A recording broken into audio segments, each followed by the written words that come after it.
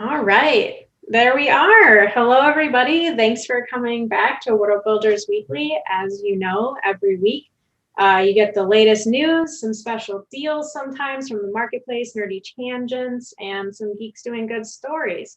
Thanks, everyone, for our support. We have some awesome guests this week from Of the Earth podcast, and of course, we'll get to that in just a minute. A little announcement, we will be redoing World Builders Market soon, so keep an eye out for that, guys. And also, as you can support us along the way, it's always helpful. Thank you so much. We'll jump right into trivia. Last week's trivia question: what is the name of the author whose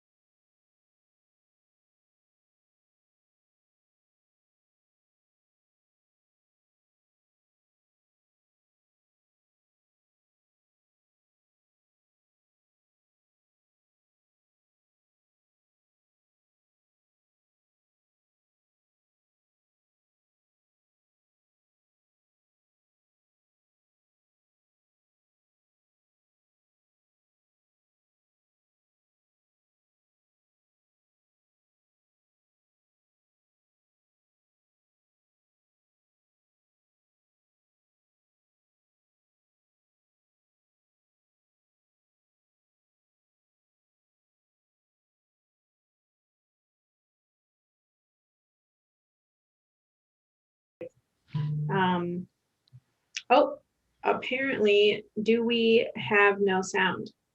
Hello. Hello, friends. Great, it appears we don't have sound right now. And what kind of World Builders Weekly would it be with no technical difficulties? It's back. All right.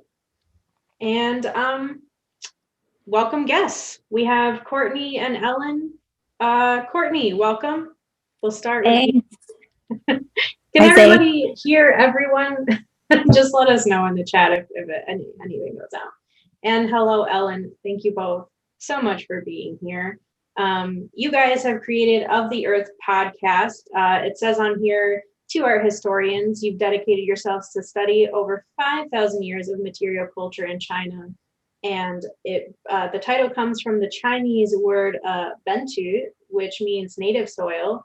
In each episode, the Earth digs into the wide range of topics, introducing listeners to the many connections, complexities, and contradictions of Chinese art and culture. And of course, Cortney, you have a PhD in East Asian languages and civilization. You are an art historian and you teach at University of Wisconsin. Ellen, you're a curator, designer, writer, currently based in Pittsburgh, Pennsylvania, and you're working on your PhD currently at University of Pittsburgh. And yeah, I guess we'll jump right in. I just wanted to let you guys know that I personally was super excited for this podcast. I had just been talking that day about how, man, I wish some of my former faves at UWSP had had a podcast. And I even had contacted just right that day, commented on Professor Larry Ball's page, Larry, you should make a podcast. And then I think it was that same day that I was invited to this page for Of the Earth. So that's super exciting. And the first two episodes already are so good. I guess the first question would be, how did you guys get together? How did you kind of come about putting this podcast together?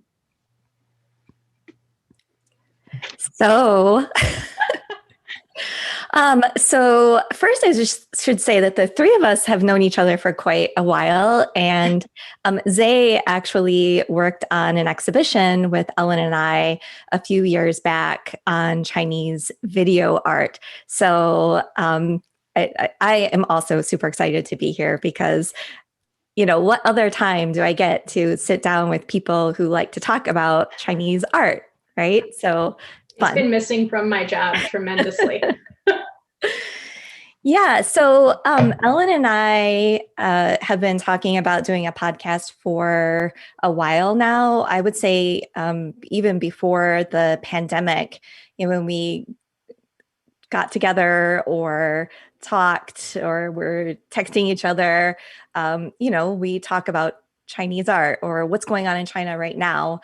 And there was one phone conversation where I think we were talking for like a couple hours and we kept coming up with these ideas and we're like, that should be a podcast. That should be a podcast. Let's do it. And then Ellen, she made a Google Doc with all these like topics that whenever something came up and we said, that should be a podcast episode. So yeah, but we just, it took us a long time to really put things in motion and just sort of buckle down. And Ellen just one day, like during the pandemic, she said, Cortney, we're going to do this. Let's just do it. So that's how that happened. Exactly. Yeah. I mean, I remember that conversation, actually, I was in this room, the room that I'm currently in, and we were on the phone and I was just like circling around and we were probably on the phone for like 3 hours talking about everything. And then we joked like, oh yeah, this is like a podcast IRL. And then, yeah, just like Cortney said, during the pandemic, we got really serious and we put together some graphics. And, once you have an Instagram page, then it's real, then it's a done deal. And so we thought, we might as well like learn how to do this. So we enlisted help from a professor at UW Stevens Point, Shawnee Lutz. Shout out, Shawnee Lutz, who has his own podcast. And I suppose we could do a nice plug for it. It's called No Cure for Curiosity. You should definitely check it out and, maybe invite him on. But he had probably, like he says, a 6-month start. And so we had some Zoom conversations with him and we were like, okay, from start to finish, what's a podcast? How do we make a podcast? Like Cortney and I had no clue. Like we were literally Googling like microphones for podcasts, right? And so like we bought these cheap $20 microphones that make us look super legit. Well, you sound good. Thank you. Yeah, and so with Shawnee's help, we learned, some of the software, and are making it happen. Like you said, we're 2 episodes in. Yeah, and I have to say it's my personal dream come true. So thank you very much for that. I guess what do you guys hope people get the most out of listening to this podcast? Well, okay, I'll take that one. I think that, one of the things that Cortney and I have often commented on is, how little people know about China, right? And how, especially over the past 4 years, even before and now, American media is, extremely biased towards China and and discusses China in a way that the media perhaps wouldn't wouldn't have the same attitude towards other countries, dealing with similar circumstances. And so we both thought, like, we have each spent so much time in China, individually and together, and we wanted, I think, in many ways, to humanize, this place that, I think in many people's perceptions within this country is sort of like monolithic, mysterious, othered in many ways. But we wanted to sort of bring it, down to earth, pun intended, and just offer people more information to hopefully provide greater understanding, appreciation, and empathy. Courtney, did Yeah. you have anything else? Sorry. Yeah, I think, I was really motivated during the pandemic, especially, because of what we were seeing in the media about China. And I'm still on Facebook, and seeing people that I know posting anti-China memes during the pandemic.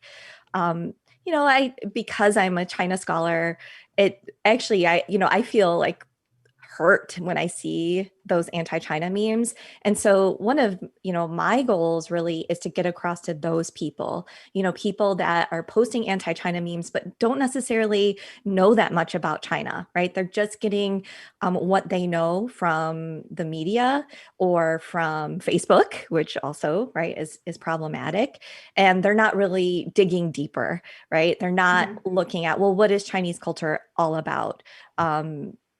What is, what is Chinese food like? What do Chinese people like? What do they do? Right. And if they really started to dig, they would see, oh, yeah, we have a lot in common, actually.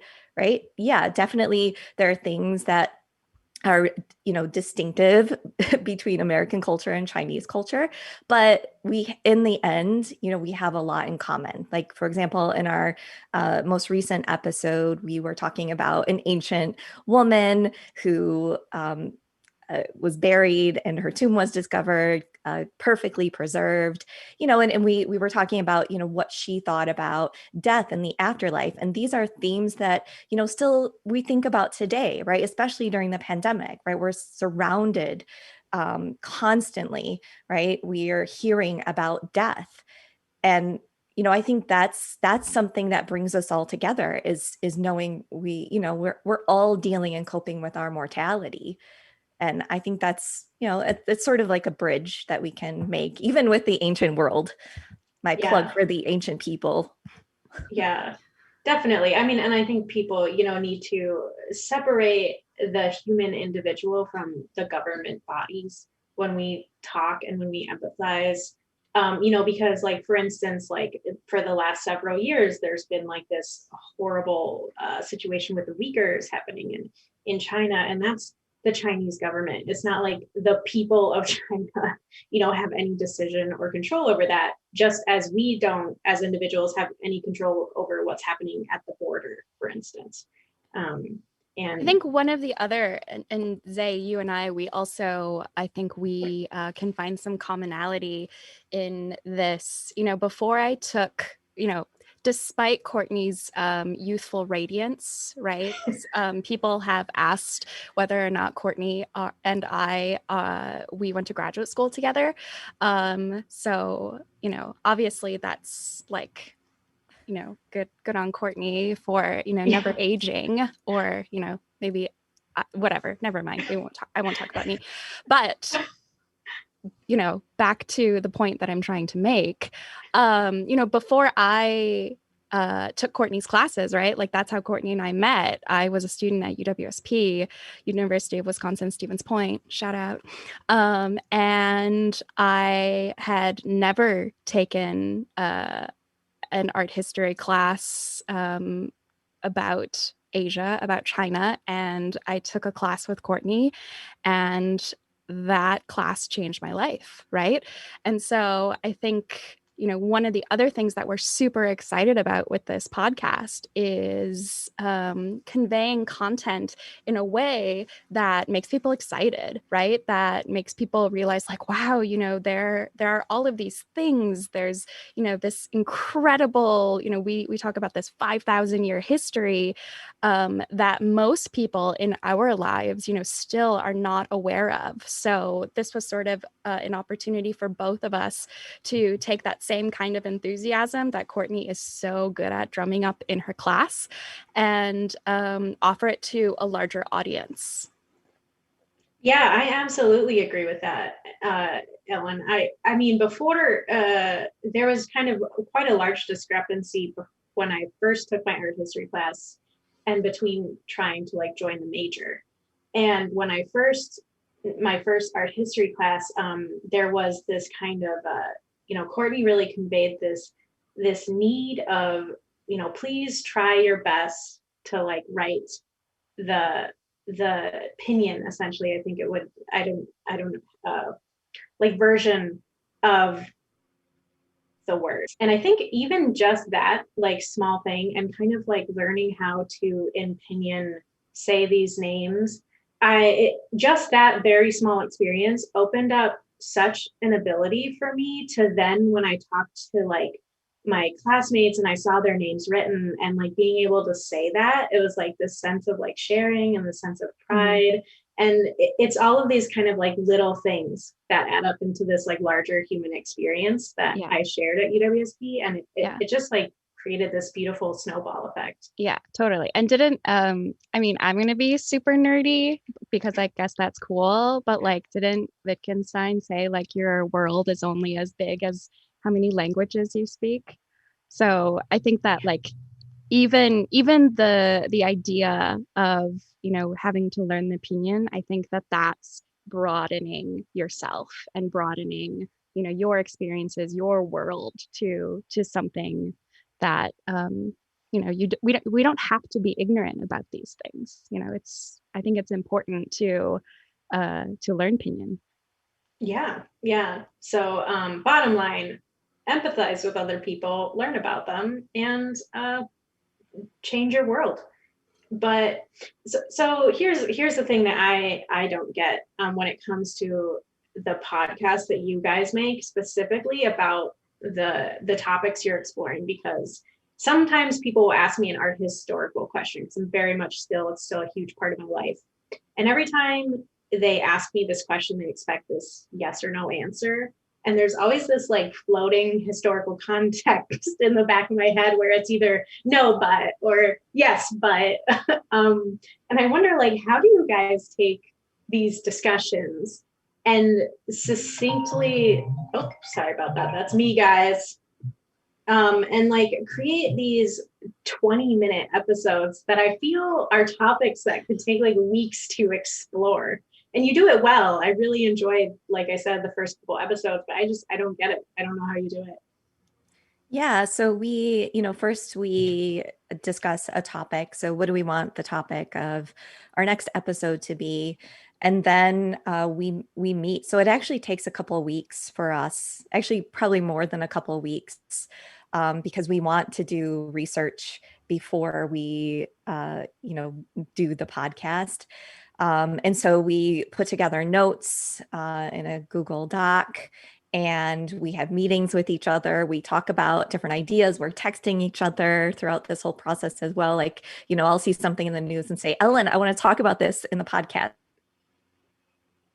We hit on this. Can you guys still hear me? Yeah, you just for just a very quick second went out. Okay. Yeah, I was getting some notifications that my mic was not working. Yeah, so there's a lot of preparation for one episode, and then when we actually do meet for the to record the podcast, it is usually much longer than what we're actually editing it down to. So we're trying to edit it down to 20 to 30 minutes if we can, and so some stuff gets cut out. Maybe that'll go into a little promo on Instagram later. Yes, I think that our conversations that we've been having that have been edited down to the actual podcast episode have been like 2 hours, an hour, 2 hours, or we'll just get on Zoom and we'll just, hit the record button and see where the conversation goes. And then, through the magic of, of podcast editing software, of Audacity, shout out Audacity, we produce a podcast. I don't think anyone would be super upset, especially not any former students or cohorts, if your podcasts were an hour long. Just throwing it out there. But the way that you've edited it, especially that first one, really feels like a story. And it's a really nice introduction into the topics that you're going to discuss. I'm not as familiar when it comes to modern China, so I really liked that first episode and the kind of relationship that you had with this artist, Ellen, and this kind of serendipitous way that you fell upon this person and they became a part of your life. It's really great. It has a really great flow. And it's not up to me, but 2 hour episodes would not be upsetting. I also wanted to talk briefly about how your description of your podcast, it mentions contradictions of Chinese history. And I'm just curious, what were kind of some of the topics that came to mind when you were writing that specifically? I know that might be kind of hard to summarize. Well, I think that contradiction is, when I think of China, I think of contradiction. I think that, and I'm not trying to say that in a politicized way. I just think that, there are so many things that are just juxtaposed against each other, like things that you might look at and you might think like, that's interesting. I'm just thinking this sort of relates to a conversation that Cortney and I had with someone a few days ago, but the idea that during the Lunar New Year, people are lighting off fireworks for 10 days, right? It's if you can go to China, you have to go during the Lunar New Year, so that you can see these incredible fireworks displays that are just going everywhere, right? And so I remember it was my first Lunar New Year in China, and I was living with a host family, and we were outside, and somebody brought out this like massive box, right? And I was like, oh cool, it's going to be like this box full of fireworks. Like, no, it was one firework, like one legit professional grade firework. I mean, like when we think of fireworks, right, we think of 4th of July, we think of like the city fire department or whatever, like you need permits, right? And so, but like, with, in this case in China during this time, you could just like get this huge professional grade firework, right? And so like people are just like, they're just like letting them explode in the street, right? And there are these huge fireworks just above us, and we're like, directly next to this like massive firework. And at the same time, there's this like luxury car, there's like a Jaguar or a super expensive car just driving by, right? And that's like, so there's this kind of like contradiction, like professional grade fireworks, Jaguar.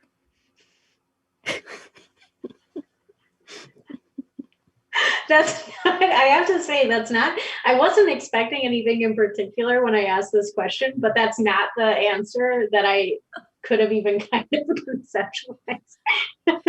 I'm wondering, Courtney, if you have anything to add, but that's great. Ellen. I think like if we look at contemporary Chinese art, I mean, most people have heard of Ai Weiwei.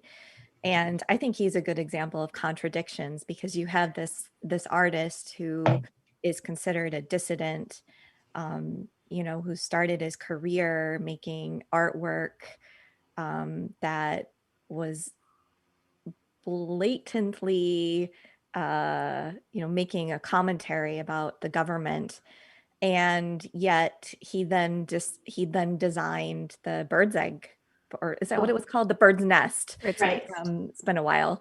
For the Olympics? Yeah, for the 2008 Olympics, right? So you have this person who has spent his career, right, making work that the government doesn't like, and then working for the government, right, for this big event. So I think that's you see those sorts of contradictions quite frequently, I think. And then he condemns his work, right? Then like Yeah. he left the project right before the Olympics. Mm-hmm. And this was after Mhm. after the earthquake in Sichuan. I think Mhm. that's a good example, Courtney. Yeah. No, I like both of those. I think one is a little bit more of like this kind of national like representation, and then one is kind of this more like intimate moment within the culture that you like experience these contradictions. Yeah, or like, I'm thinking this one time I went hiking up the Great Wall, and I like show up in, like gym clothes, shorts and like a tank top and, like sneakers, right? And so like I look over and there's like this impeccably dressed woman like in high heels and a dress and a parasol. And my girl is going to climb up the Great Wall of China. Oh, Was I have a she great a native Chinese person? Absolutely. Yes. Oh, okay. She I looked have fabulous. I have a similar example, which really shocked me. So that, when I went to China during graduate school to do field work, and it was really my first time, like being out in the field with archaeologists. And there was they would build these structures out, near the dig site, where they would organize objects and be cleaning stuff that they pulled out of the earth, but also like pottery shards. And I remember the first time going into one of those buildings, and there were these women like just sitting there organizing thousands of fragments of pottery shards wearing high heels. And I was like, wow, like, and just like dressed so nicely. And I remember like a friend of mine in graduate school, she said, Courtney, if you're going to go to China, you need to dress better. And then I realized, okay, I get it now. Wasn't there, was it you were at a dig site and there were like tons of pottery shards and you were like, you asked someone like, can I take one? And they were like, oh no, absolutely not. You cannot take one. And then you saw them and then they like snuck one in their pocket. Oh, so that is a little bit different than that. Okay. Okay. So that was in Zhengzhou, which has been in the news recently because of flooding. Yes. I don't know if you've all seen that. I think there was an article in New York Times, but there's a lot of images and videos on Instagram right now. But Zhengzhou has a massive ancient city wall that dates back to about 1700, 1600 BCE. And it's huge. It's a huge wall made out of pounded earth, so layers about like this thick of pounded earth, and you can walk along the top of the wall. And I was visiting Zhengzhou, and an archaeologist was taking me around to different archaeological sites and like just see it all in Zhengzhou. And we were walking along the top of the city wall, and there were pottery shards with like imprinted from you know 3,000-4,000 years ago, almost 4,000 years ago. And I was like, oh my God, like so many pottery shards. I really want one. Because I mean, I guess it's okay to be a nerd in this Who doesn't? Oh It my is. God. but yeah, it was in the fall, and he was wearing this really nice corduroy jacket, and it had big pockets, and he was just like filling his pockets. But he lived there. He was an archaeologist there. And I was like, oh, I really want a pottery shard. But yeah, no, I did not take one because I don't want to be stopped on my way out of China with, pockets full of Yeah, Shang Dynasty pottery shards. right. And if Courtney had taken one, we will deny it profusely on this Yes, podcast. we will deny it. So there's kind of like these two parts of making a podcast that you guys have already kind of talked about. There's this like technical part of putting everything together, and then there's like the content, which I think for me are like two very distinct things. The content's kind of the part we want to get to, and then the technical part for most of us, I would think are the things that make it happen, but are more reluctant to want to take part in. And I'm wondering, for that technical part, what is like the most interesting thing you found, because we're kind of catching you right at the beginning of starting this podcast. It's an interesting time, kind of just like putting it together. I'm surprised at how much I like all the technical parts. Like when Cortney and I were kind of in our development stage, we were reading articles, and again, we were speaking with Shawnee, and I don't know about you, Cortney, but I was feeling kind of overwhelmed. Like, what did we get ourselves into? Like, this is going to be so much work. And like, I have no idea how we're going to do it. But then, like once we started the editing process, I attribute it to Zay, what you were talking about earlier, to storytelling, to like stitching together the story and thinking about like, okay, what's our beginning? How does that progress to the middle? And then how do we, wrap all this up in a way that's interesting and ensures that, we don't lose listeners along the way. So I'm really excited about, having this like 2 hours of content to draw from and, to like cut apart and stitch back together. I think about it like a collage project, because I'm, in one of my many pandemic hobbies has been collaging. So, so I think about it sort of visually and I don't know, physically in a way. So I really have enjoyed that process. Yeah, I think the editing is surprisingly it's relaxing in a way. It's almost like I feel like when I'm doing the editing, and we both do editing, um, I it's almost like meditation. It's a vortex. It just pulls you in, and the more you do it, you feel like I can never stop. Yeah. Right. So you do have to limit yourself, because I find like, oh, I can keep editing. I can get this and I can get that, and I can make this better and that better. But yeah, I'm surprised how much fun it is, even though it's so time consuming to do the editing. Yeah.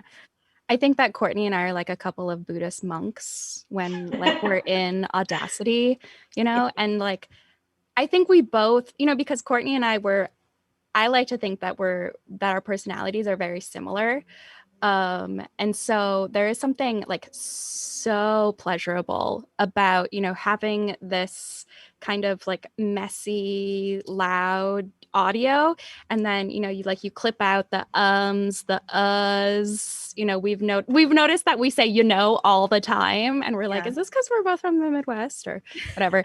But, see, I can't. We'll start the count in the chat.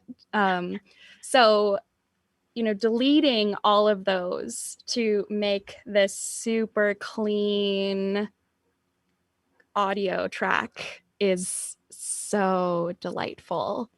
And I've also learned what my ums look like, in the, what is that called? In the Where it like shows the tones of your voice. Yeah, exactly. Yeah. Like the things. Sound waves. The sound waves. Yeah. So I know what an looks like.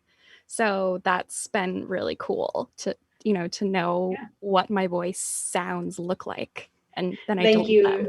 Scoy's spectrograph. One of our audience is like, here's the technical word. Thank you. Thank you. So spectrograph, that's my word of the day. So I think so, like in our history and cultural studies in general, I think there's kind of this exploration of similarities and differences, also contradictions, as we've just discussed.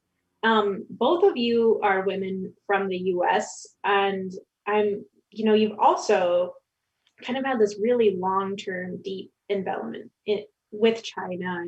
You've both been to China, explored China, and have also delved into its history for quite a long time. And I'm wondering, how has that for you guys like changed the perspective of the world around you, um, especially as you think it might differ from like the general U.S. population? That's a good question. Yeah, I don't know where to start with that one. I think, it's a big question. I think for me, number one, learning the language, I think was, that's really the starting point where you start to see the world differently because you see how another culture expresses themselves in a way that's so different from the way that we express ourselves in English. And I think that that really opened up my worldview. I mean, a really like charming example that I learned when I first started learning Chinese was, like, and this probably isn't the case anymore because it's 2021, but when someone wanted to ask another person on a date, they would say, do you want to look at the moon with me? Right? Instead of being like, you want to go out with me, it's, do you want to look at the moon with me? And I just thought that is so lovely. It's such a different way of looking at the world and thinking about the world. And it's just such a poetic language.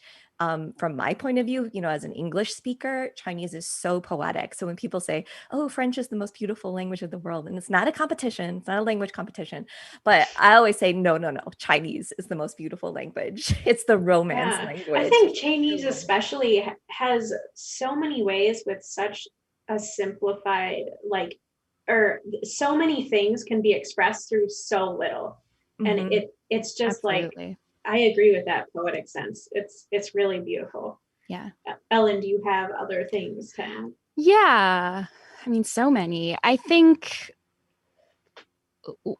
something that comes to mind most immediately is my experiences in China and my studies have allowed me to think much more critically. I mean, I know that's a term that is just thrown around so loosely, but like when I listen to NPR or when, I read a New York Times article, like the bias against China is so clear. It's so blatant, right?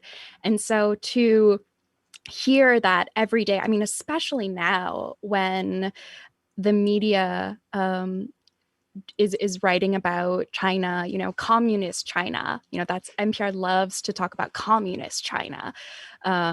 Which, I think, again, like talking about contradictions, like that's another fantastic contradiction. I mean, socialism with Chinese characteristics, like, hello, right?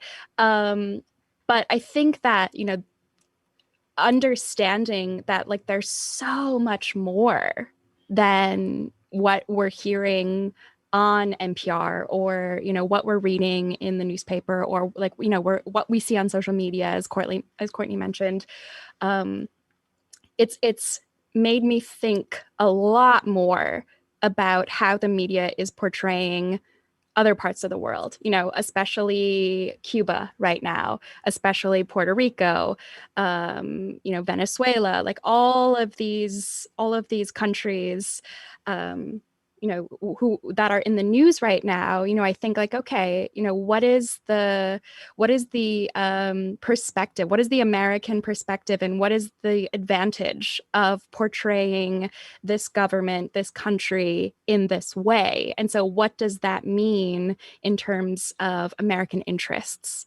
So I think that's probably, one of the most obvious things that have come to mind. But I think the other thing, and to be completely honest, I think that there's a lot of unconscious bias that we all experience about cultures and countries and parts of the world that we've never been to.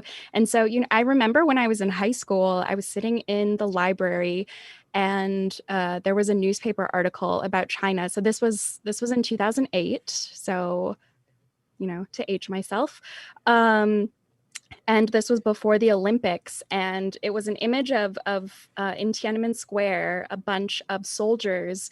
They were shoveling snow out of Tiananmen Square, and it looked very gray. It looked very hazy, and I just thought, like, I don't ever want to go to China. Like, I have no interest in ever going to China. That place looks so dark, so grim, right? And so that's a New York Times article. That was on the front page of the New York Times article, right? And how that impression of China made me decide I don't ever want to go to China. Which is such a contradiction from like the areas of like the beautiful blossoms and like feeding the deer and like, there's just so much more at the time. Totally. Exactly. Right.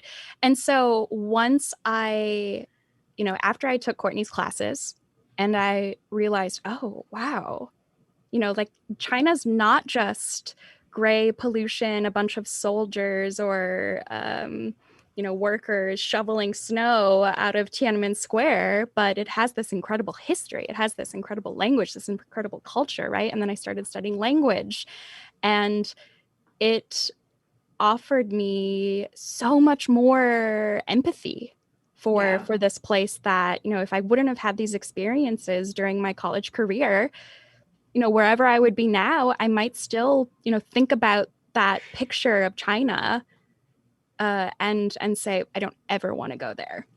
Yeah, it kind of to relate to that experience a little bit, and it's not China because I haven't really been able to see China or much of it, but it's it's very relevant to now. But prior to this year, Israel has always been an ally to the U.S., so you never see negative Israeli campaigning. But when I was a much younger person and I was traveling through Europe, I, kind of saw all of these like, free Palestine, like all these signs. And I was like, like, what are they talking about? What's that? And it just like all kind of hit me at once. They were like, well, Israel, like kind of is essentially like creating genocide towards these specific groups of people. And I realized very quickly, like in that moment, almost all at once, like, oh, I feel in the US, like because I have all of this access to information, that I'm shielded from this like propaganda bias. But you're not. You're still living within the constraints that your country like allows you to see, regardless of your access to information. So while we are allowed to, hop on Facebook and say some shitty stuff about the government that maybe a lot of individuals in China don't express like openly, they kind of do it a little bit in hiding. It doesn't mean that we don't still experience those problems and in a different way, but it almost feels for the individual as if we don't experience it at all because we're kind of allowed to say whatever we want. So yeah, I just think that's kind of interesting, like hearing about your Times article. That's what it made me think of, is this kind of shielded propaganda. Yeah. And there's also, in the United States, it goes without saying that there's also a racial component too. Absolutely. You're allowed to say whatever you want, if you're a white cis person. Yes. Yeah, absolutely. Is there anything else about that particular thing, about just like studying China and how things have kind of changed perspective for you, that you guys want to expand upon a little more? I'm not fishing for anything. I'm just asking if I let you finish. I am curious, when it comes to your podcast, would you guys allow us to ask what other topics are coming up? Or if they're a secret, it's okay. I don't think it's a secret. We have lots of ideas. So one is to do an episode on utopia, and another would be connected to the Silk Road. This is a topic, Zay, that you will be familiar with because we are thinking about doing one that deals with the R.L. Stein issue. R.L. Stein was an explorer who took a lot of stuff out of China and Central Asia.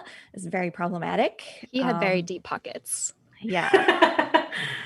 So, yeah. And then we have what I'm super excited about is our October episode, which will be about ghosts and monsters and demons, and maybe we'll get into some medical manuscripts, say, about exorcisms. I remember you were really interested in those medical. I own the ancient Chinese medical manuscript still. It's not as cool as your original Xerox version that you have, but I do enjoy it. Yeah.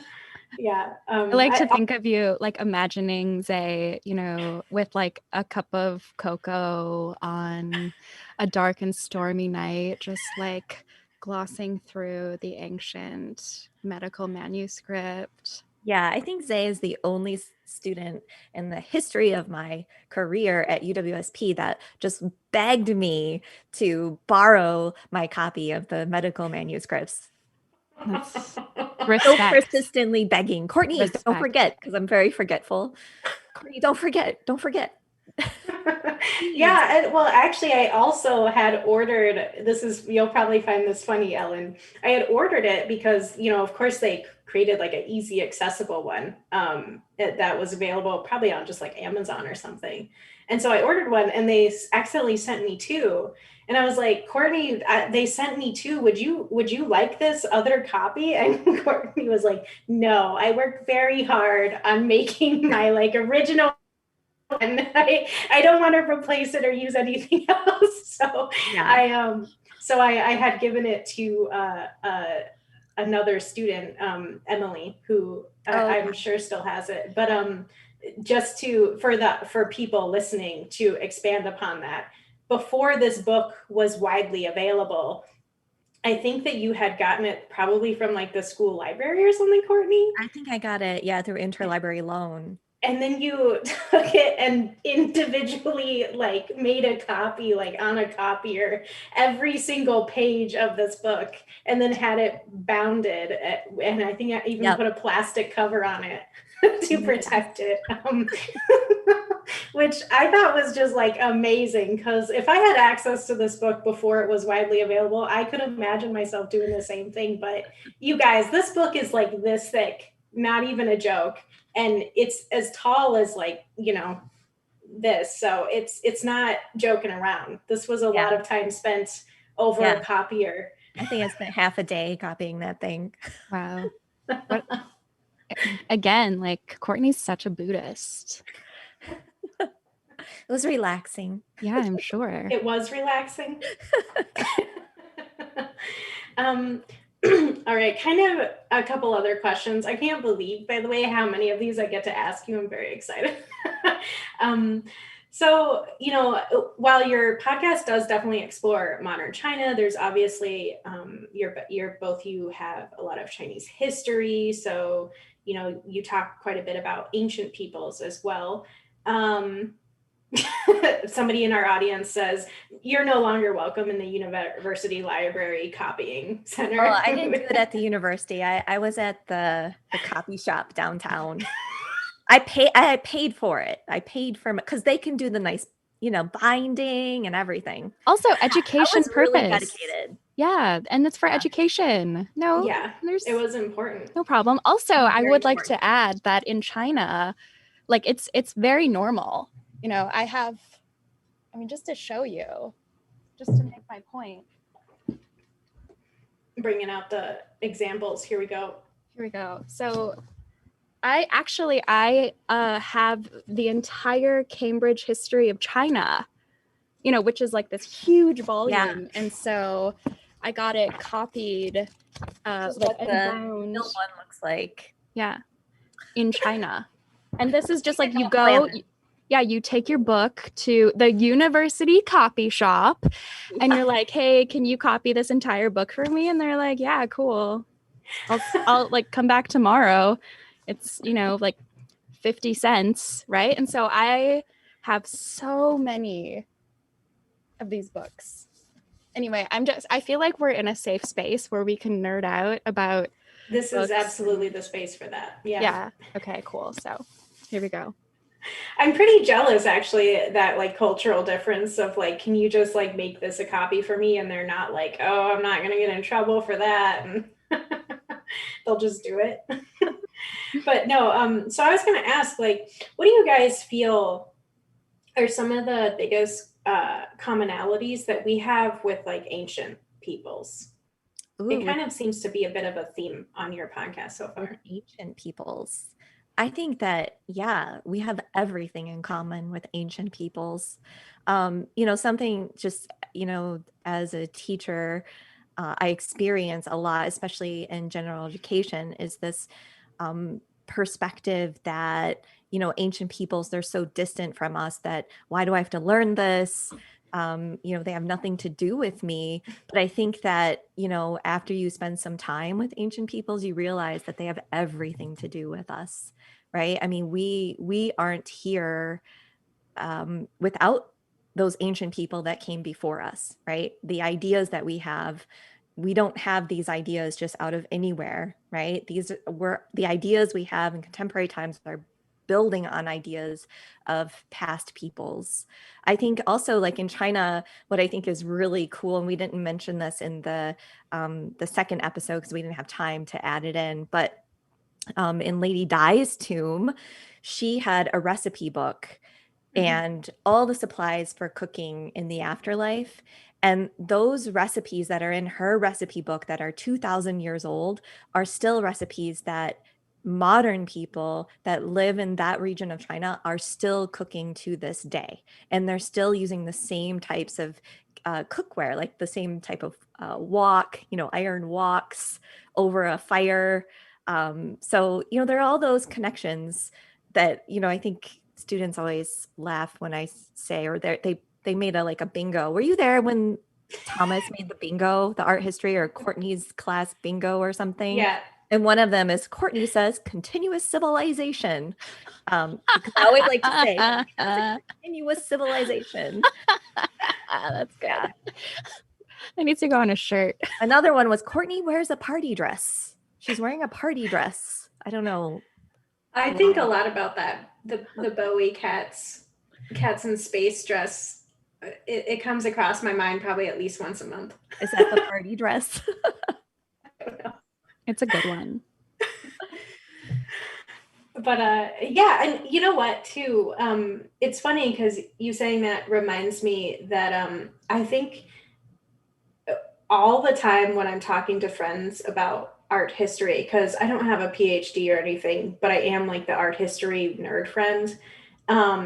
And I always am like having this monologue that I always credit to you, Courtney. I'm like, Cortney Chaffin told me this, because I think it's important to kind of frame this perspective when it comes to ancient peoples that often they're looked on as like less intelligent than us, or either physically like lesser intelligent people or just intellectually.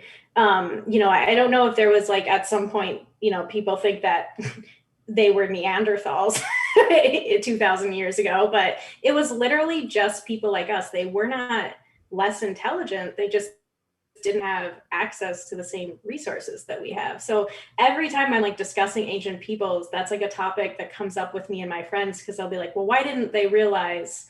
And it's like, well, why didn't we realize that, Teflon gives you cancer? Like you don't understand those things until it's in your toolbox. And then we kind of build on that as a society. So, right. And, there are ancient technologies that we can't figure out today. Yeah.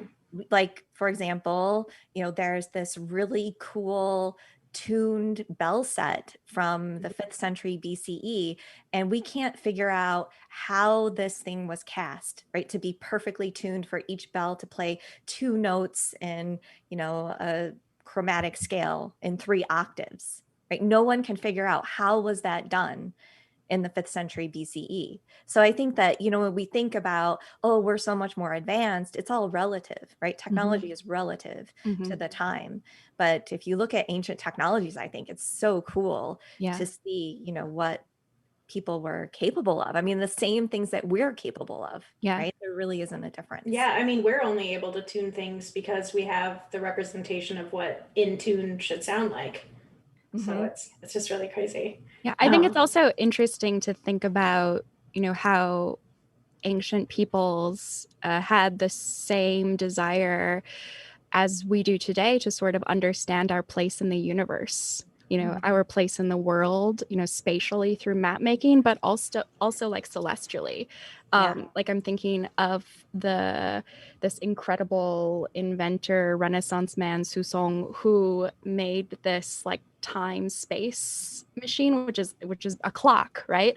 But like the clock, it's based on the position of the planets, right? And so there's this understanding of like, okay, this is like where we are in relationship to other planets in the solar system. And so it's this idea, that like time is also spatial, right? It like requires this movement, which is super cool, right? And even today, we're still trying to understand our place in the universe and, our relationship to other planets. And, like, I'm not going to mention names, but, people who have the desire to, to go to space, or, like interest in Mars, stuff like that. Like that interest in other planets and placing ourselves in relationship to the universe and understanding the universe, I think has been a question that ancient peoples have just as much as we do today. Yeah, and it's crazy because even with all of our technological advancements, we still don't have all the answers. There's still so much stuff that's like, dark matter, mystery matter. Does the universe end? Is it a circle? So we're getting close to the end of time. So I have a couple questions that we ask like every guest to kind of get to know you, that we call a lightning round, if you guys are willing to do that with us. Okay. As long as Cortney's so before we what's do that? Before we do that, can I like say something or show you something that's totally off topic? Oh, please. Absolutely. So say I saw that you posted pictures of you at the Renaissance Fair recently in this really awesome costume. Yes. And the first thing I thought of is if Zay had an action figure, it would be this action figure. So this was mine. This was mine when I was little. This is like from 1984. This is Moth Lady. She's from the they were called the Golden Girls, the Guardians of the Gemstones. And so she was on like she's one of the enemies of the Golden Girls and the Guardians of the Gemstones, but she was my favorite, Moth Lady. And I was like, oh my God, Zay looks just like Moth Lady. Oh my God, they're showing some action figure, showing some love for Moth Lady in the chat. Yeah, Moth Lady. See, none of my friends had these. I was the only one that had these because they were, She-Ra was more popular at this time. But my mom got me like, this was like the off-brand. There was no cartoon associated with Golden Girls and the Guardians of the Gemstones. So I was the only one that had these, and nobody else. Like whenever I show these, people are like, "Yeah, what is that?" But yeah, this is the Zay action figure from 1984. Maybe that's why we relate so well, Courtney, is because the first moment you saw me, you were like, "It's Moth Lady," subconsciously. Wow. Yeah, sorry. I know that's like totally off topic, but I've been like, wait. It's okay. Everyone Everyone at World Builders is familiar with my armor. I've made like commercials for our charity in it, so it's very well known. I also love how this is what blew up the chat.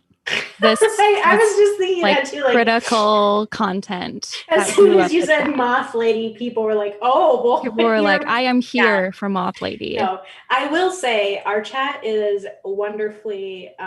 They're great listeners. So sometimes if they're not commenting, it's a good thing because they're just listening intently. And often, if it's like a topic that's way out of bounds from like the regular sci-fi fantasy stuff we talk about, we just get really intent listeners, so it's great. Before actually we did hop into that lightning round, where can people find Of the Earth, your wonderful podcast? So Spotify is probably the easiest place to find us. If you look on Apple Podcasts, you have to search Cortney and Ellen to find Of the Earth. I don't know why that is. We also have a website, and I was trying to add the link into the chat, but then it was asking me to sign up, and yeah, I didn't sign up. Otherwise, I would post the link. So we have a Buzzsprout link. It looks like Daniel Packard has copied the Spotify link, so thank you. All right. So Spotify, Apple Podcasts, if you're there, search for Cortney and Ellen and you can find Of the Earth. Yeah. It's fine. I don't think that many people are on Apple Podcasts, but don't shut us down. It seems like Spotify, most people are listening from Spotify or directly from our website. Yeah. But if you are on Apple Podcasts, leave us a review. Yes, please. Otherwise, it sounds like you guys also have an Instagram and a Facebook page. Yes, so you guys can like those, look out for those.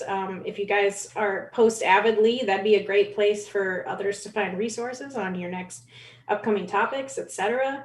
But yeah, here are a couple of get to know you questions, which I'm also excited about.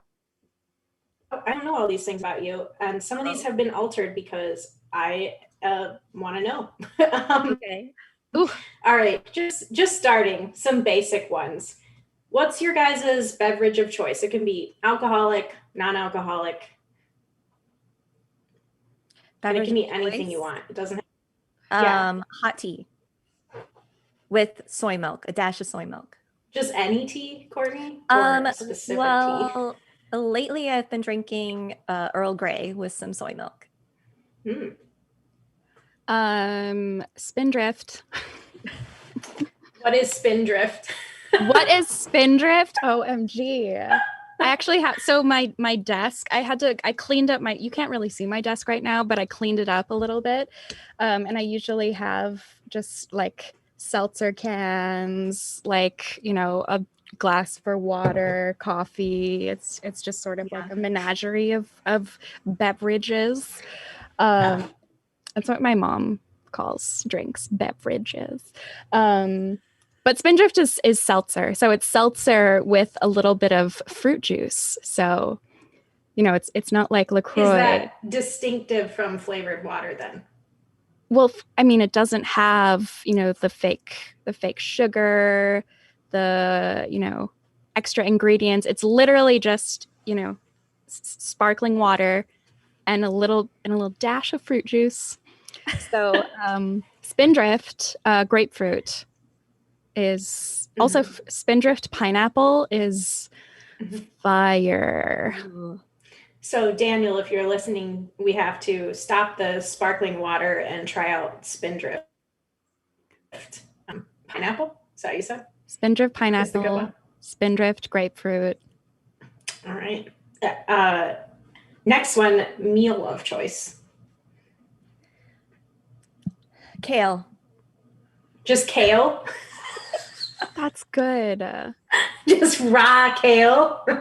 Kale is so delicious. I think kale should be a dessert food. Like, we should think of kale as a dessert food. Yeah, raw kale with some sprouts and some seeds. There you go. That's a great meal. I don't know. I'm so bad at this. I'm like a slow. There aren't wrong answers. I'm a Kimchi. slow, thoughtful. What is the last meal that you had that you really enjoyed, Ellen? How about that? A Beyond Burger? That's Beyond amazing. Burger, yeah. With not kale. trolling. With kale. I'm not trolling with the kale. Really, I eat raw kale at least twice a day. Same. Just like literally out of the bag. No, I mean kale is fine. I get it in like the green mixes, you know. It's just the as a meal, just that's like say what do you eat, broccoli. No. All right. But check out our incredible Zoom skin. Okay, this is a question that I added that's kind of specific for you guys. Where in historical China would you guys go if you could explore at any point in time, and you would be like safe and out of harm? So you could just Hangzhou. like, oh shit. Hangzhou, what time? Hangzhou, like Song Dynasty. And I would just be like chilling. I'd just be like drinking tea. I would be napping. I would be writing poetry. I would be talking about, the Analects. I would be talking about philosophy and art. But mostly I'd be napping. Yeah, I mean, Song Dynasty is. I think I'm going to choose the Yuan dynasty when the Mongols invaded.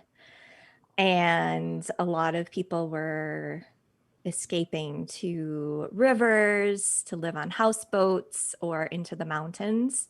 And I think I would escape into the mountains and spend my life gathering firewood and painting from scrolls tucked up in my sleeves. Ooh. Yeah, escapist culture for me. I think I would also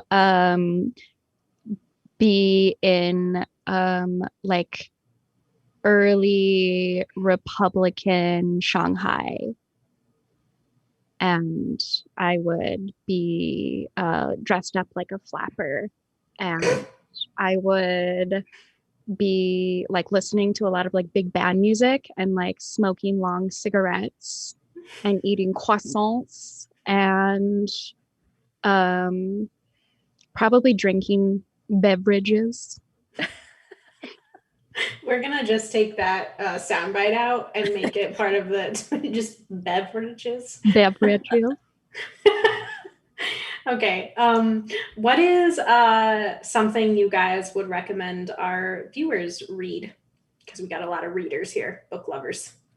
Oh, just any book or China related? Any book that you really enjoy. Well, right now I am reading a book called Kindred. It's about Neanderthals.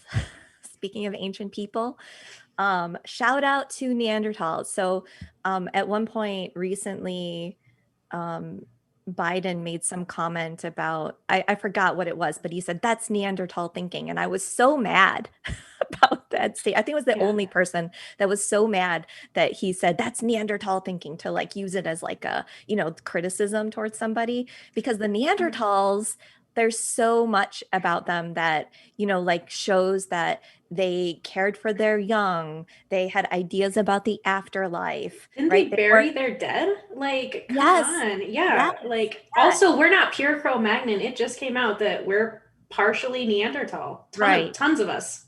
Right. So, yeah. Suck it, Biden.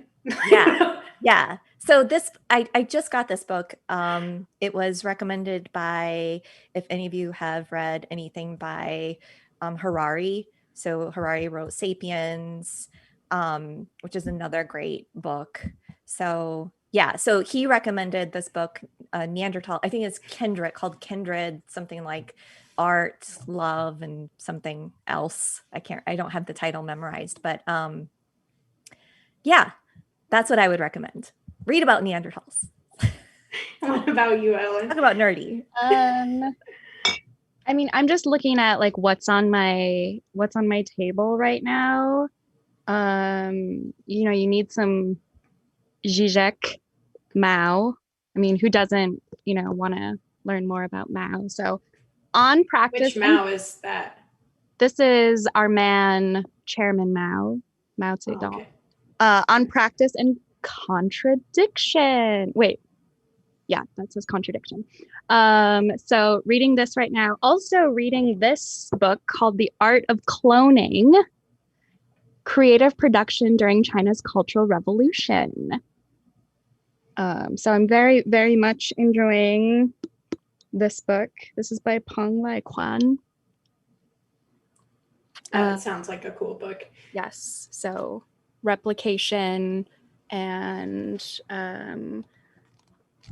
other things that I'm drawing a blank to. But that's what I'm reading right now, and I enjoy them very much. All right, another one. Something that you guys love to watch, if you've been watching anything. So this summer, I'm embarrassed. Maybe I shouldn't be embarrassed. It doesn't matter, right?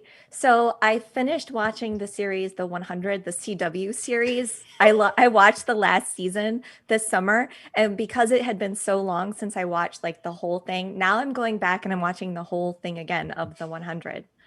I don't tell other people that I'm watching the 100 because I don't know anyone else who's watched it, but I think that there are some people here that maybe have watched the 100. Yes? No? Oh, I'm sure a lot of our audience has watched the 100. Yeah. I just finished season 2 of Never Have I Ever on Netflix. Oh yeah, I watched that too. That was good. I love it. I think I especially loved season 1. I think because it did such a good job of portraying teenage grief, and sort of not just like, oh, I'm like sad, right? But like, there are so many other emotions that, a teenager is experiencing regardless of, having this like incredibly profound tragedy happen to her. But I think it's a really, really honest, incredible, and true portrayal of like what a teenager goes through, and especially like what teenagers experience when they're going through the grief process. So I loved season 1, and I very much enjoyed season 2. All right, last question, and then we'll relieve the geek in the van who's been patient as we go past our hour. If you could have a conversation with anyone, real or imagined, alive or dead, who would it be? My grandma. Oh, see, some people pick that. That's a sweet one. Oh, yeah, I have too many. Yeah. Oh. All right, Courtney, pick one and then like 2 runner-ups if you can. Okay. Yeah, I mean, definitely there are relatives that I never met, like my grandma's father. His name was Pa Halfacre. He was a farmer in Tennessee, and supposedly he had squirrels that followed him around, and he had a crow that would like just like land on his shoulder, and just like be perched on his shoulder while he's farming. And so, yeah, I've heard all these stories about him, and like I just in my mind, right, he's become like this story, like he's like from a fantasy or something, right? This person who can beat on pans and move a whole beehive, just, walking and beating a pan. Like I've heard that story so much. Like I don't know. So I think that would be cool, like just to go back in time and see if Paul Halfacre really, Paul Halfacre. That's a children's book, Courtney. Isn't it? Yeah. I know. But historical people, gosh, I could go back in time. I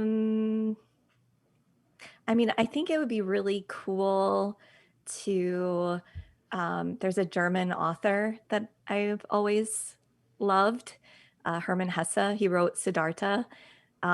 which is like a retelling of the story of the Buddha, and it's sort of his perspective, and I think it's a beautiful sort of version of the Buddha's life. It's a very different version of it.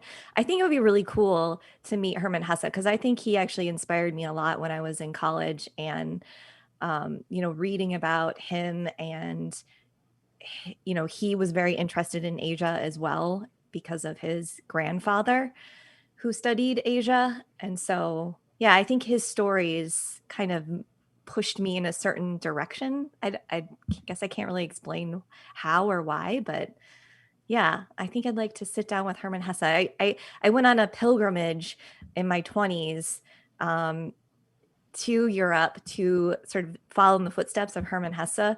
And I went to his grave because, of course, tombs, right? I got to go to everybody's grave. And it was really cool because he was in this graveyard that was really, the only way I can describe it is Baroque. Like all of the tombstones were like really flamboyant. One of them had like a portrait of the deceased, like just like in high relief, sort of like almost like he was coming out of the gravestone like this. That's awesome. Yeah. But then there was Hermann Hesse's gravestone, and it was just like this irregular natural stone. And it just said Hermann Hesse, and that's it. And I was like, I don't know. I just thought that was so cool. Like, well, so I'd love to go back and ask, so why did you decide, to be buried in this Baroque cemetery with just a raw stone with just your name on it? I don't know. That's a power move for sure. All right, guys. Thank you everyone for joining us. As Cortney and Ellen have said, you can find Of the Earth podcast on Spotify or on Apple Podcasts by searching Cortney and Ellen and finding it that way. Give them a review if you're on Apple Podcasts, and listen. Give a listen to these podcasts. I love so far the episodes and the bonus episode you have. It's a great listen.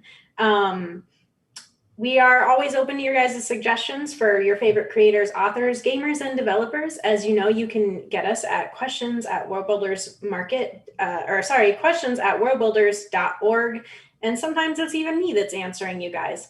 Remember to check out worldbuildersmarket.com for you common, unique, rare, and even epic level geeky items. Sometimes we have your favorite autographed books on there. Please support us, and it'll all go to our funding to help World Builders initiatives. Thanks again, guys, for joining us. We'll catch you all next week.